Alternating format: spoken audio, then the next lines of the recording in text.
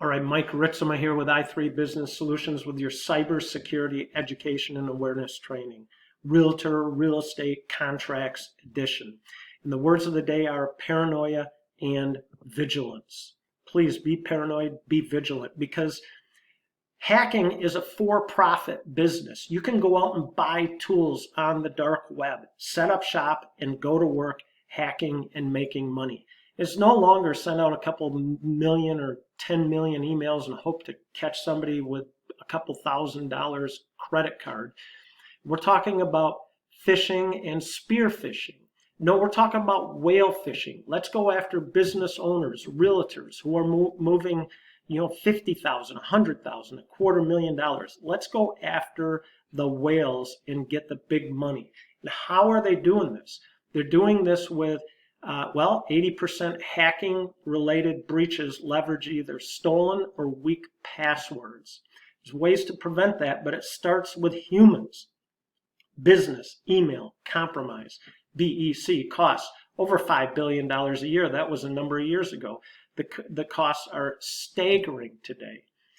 And so the human firewall, the human error, the human failure starts, what are the top 10 means that they're going after us. This from KnowBe4. Password check required immediately. An email that says check your password. Certainly FedEx, UPS emails. Deactivation of your email is in process if you don't do this.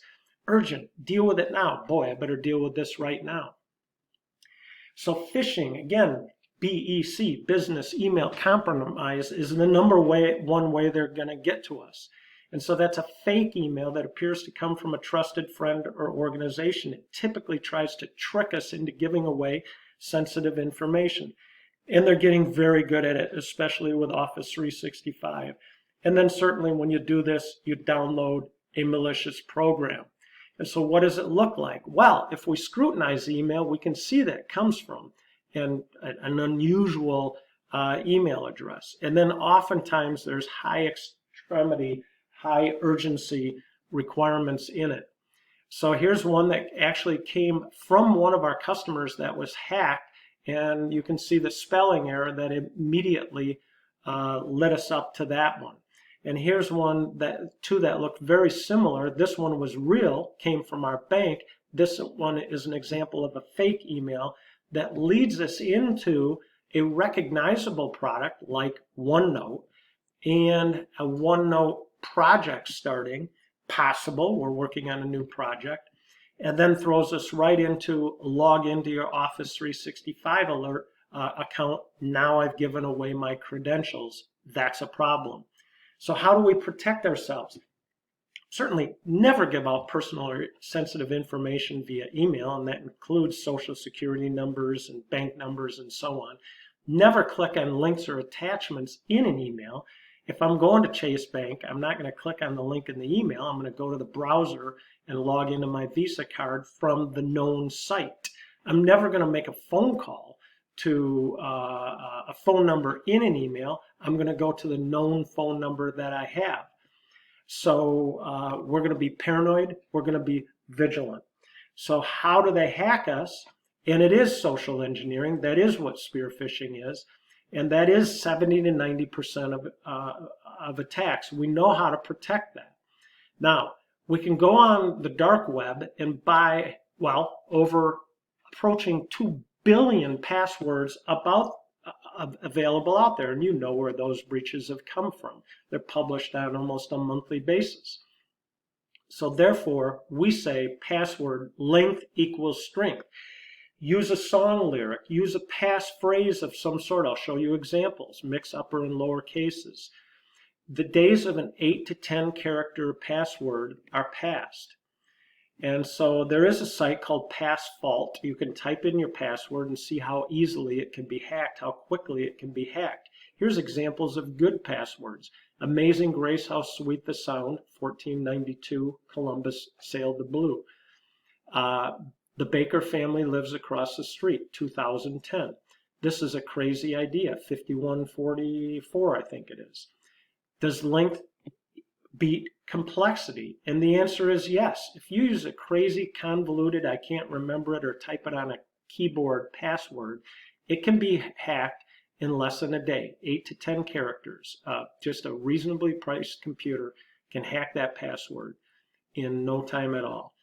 But a long password of 15 to 25 characters that's memorable would take over 1,000,000 centuries for that same computer to hack it. Length equals strength.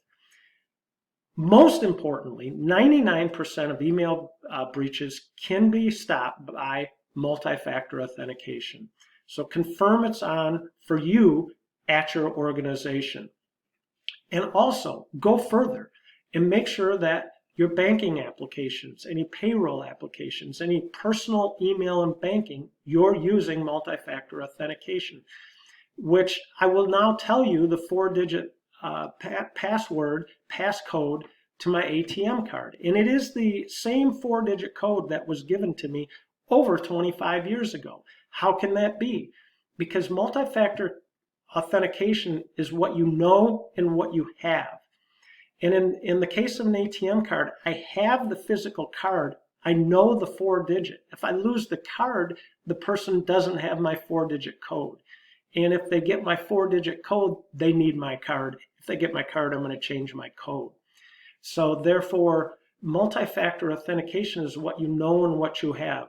In the case of Office 365, email, banking apps, etc., what you know is the login site. What you have is your cell phone. In this case, an application on your cell phone or that 6-digit text that keeps you secure. Multi-factor authentication, the #1 way we're going to prevent 99% of breaches. Use it for your personal, use it for your business email. It's a requirement at your organization.